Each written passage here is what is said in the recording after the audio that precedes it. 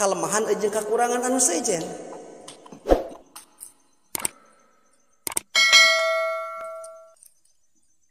Teu jalma anu kasorang nyicingkeun diri dina jalan anu pikaridho ku Allah.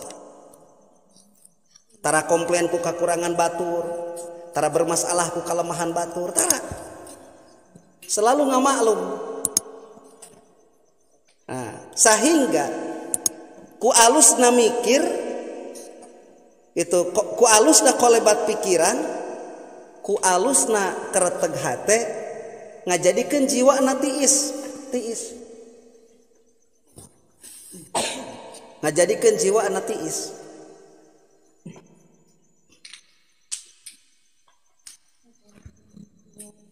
Sehingga ku tiisna jiwa henteu muncul kapusing, teu muncul karudat, henteu muncul ayeuna stres, teu muncul putus asa, teu muncul rentas harapan. Ku tiisna hate. Naon sababna? Sabab tiisna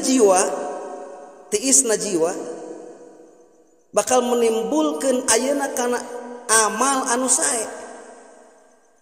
Tapi bila mana jiwa anu panas diakibatkeun karena gorengna kereteg hate jeung gorengna kolebat pikiran, eta jiwa anu panas bakal nimbulkeun ayeuna pagawean-pagawean anu eta pagawean teh merupakeun perkara-perkara anu teu dipikaridho ku Allah Subhanahu wa taala.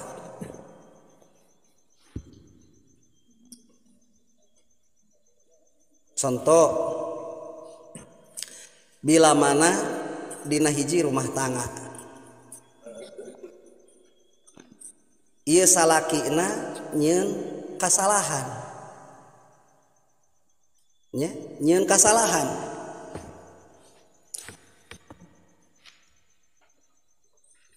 maka ieu awewe bakal mempertimbangkeun heula eta kasalahan. Dipertimbangkeun heula kasalahan teh teu waka nyalahkeun ka salaki. Nya, teu jalma anu tiis jiwana. Nyata cek tadi tiisna jiwa teh diakibatkeun karena alusna kereteg hate, alusna kolebat pikir.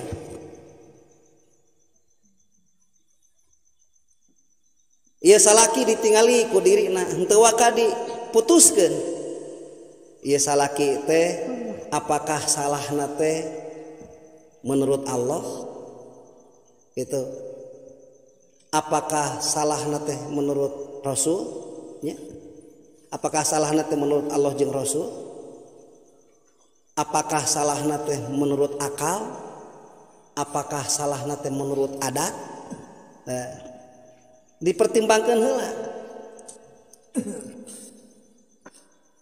ya, dipertimbangkeun heula. Seperti contoh misal punten.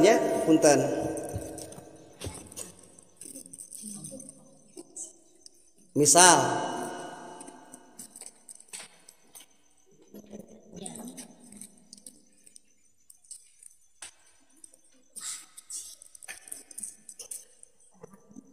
salakina teh tukang usaha.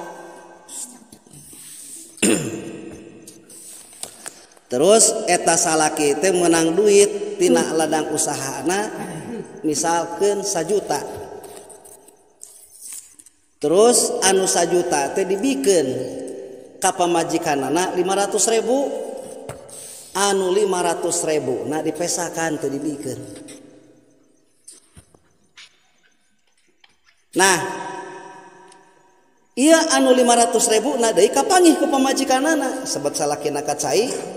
Nah, mungkin pemajikan anak butuh edek masak, butuh gasolin gitu nya, keur ngahurungkeun hawu teu kokodok kana pesak sugan aya da salakina tukang udud, ternyata kalah manggih duit 500.000. Cek pemajikan anak pasti ieu salaki aing meunang duitna 1 juta ieu. Nu 500.000 dipesakan, anu 500.000 dibikeun ka urang. Kernaon ieu salaki duit nu 500.000 itu. Apakah keur maranan karana? Apakah ada bisnis yang lain? Apakah ada kepentingan yang lain kan gitu nya? Nah, awewe anu geus tiis jiwana, awewe anu tiis jiwana, anu mosisikeun diri dina jalan anu dipikarido ku Allah, moal gancang ayeuna bereaksi negatif moal, tapi bakal dipertimbangkeun heula. Dipertimbangkeun heula. Cek eta awewe teh, nah ieu teh salah salaki urang teh atawa henteu. Nah, lamun ditilik tina syariat, ditilik tina syariat, hukum syara teh hukumna Allah sareng Rasul. Lamun ditilik tina hukum syara, ieu salaki nu na duit 500.000 dina pesakna tina hasil gawena, terus anu 500.000 dibikeun kanu jadi pamajikanana, ieu lamun nilik kana hukum syara henteu disebut kasalahan. Henteu dosa. Henteu dosa.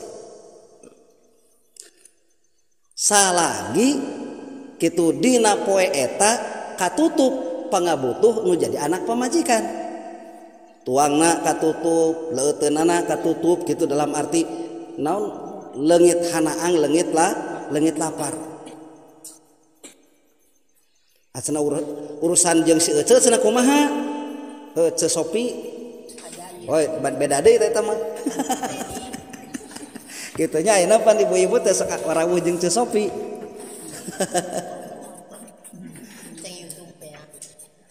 Eta jeung Ce Odean atawa ayeuna balanya gitu, balanyana teh ayeuna mun teu ka pasar Bu, ayeuna mah ibu-ibu teh di Garut mah aranteng we di imah gitu ngan boga duit 1 juta nyaho beak teh ka pasar henteu ngan penting kurunyung we daratang nu nganterkeun baju, nu nganterkeun termos gitu, nu nganterkeun wedak eta teh tah balanyana teh ti Ece sararea teh Ce Sopi.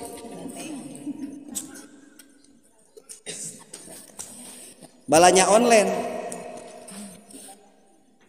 kumaha cenah lamun teu katutup eta, lah itu lain deui masalahna. Bila mana pamajikanna geus kabajuan, geus kacukupi bajuna nya, budak geus kacukupi bajuna, tuangeunana leuteunana tos cukup, maka eta salaki nu na duit 500.000 dina pesakna, terus ayeuna mikeun ayeuna 500.000 kanu jadi pamajikanana, itu henteu kaasupkeun dosa.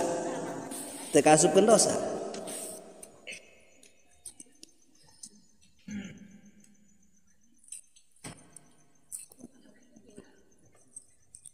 Teu kaasupkeun dosa. Bahkan bila mana ayeuna pamajikanana ieu menurut hukum syara ieu, nya. Menurut hukum syara.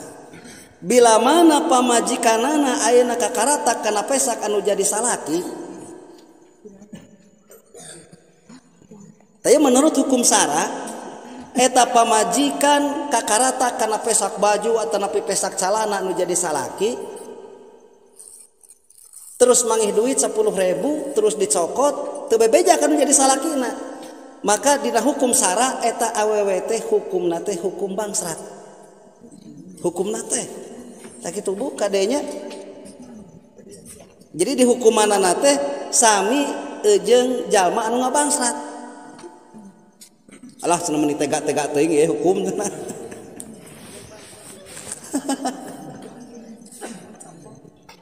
Jadi dosana teh sami jeung jalma anu ngabangsrat.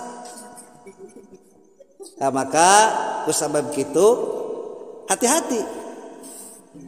Teu meunang ayeuna hiji awewe kokodok kana pesak nu jadi salakina.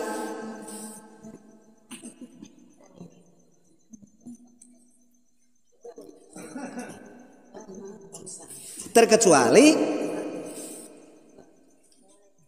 lamun ayeuna erek neangan perkara nu dipikabutuh, misalkan dek neangan gasolin, usah salakina tukang ngarokok gitu, atawa ayeuna neangan mutu gitu dek nyamal bisi mutu dipepesakan salakina. Nah itu tuh jadi masalah. Ngan bila mana ayeuna kokodok kakaratak karena pesak anu jadi salaki, tapi menurut hukum syara ya di saat salaki eueuh nya. Terus ayeuna misalkan manggih duit dek 1.000 dek 2.000 dek 10.000, wah salaki teh dibikeun kabeh duitna dicokot we. Ta eta teh hukumna teh sami jeung anu ngabangsrat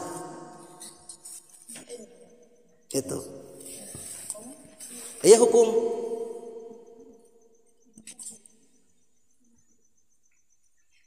Nah maka cek eta awewe ieu salaki aing itu kapangi nuna duit dina pesakna, maksudna melindek neangan duit dek neangan gasolin. Manggih duit 500.000 berarti nu 500.000 dibikeun ka manehanana, nu 500.000 dipesakan.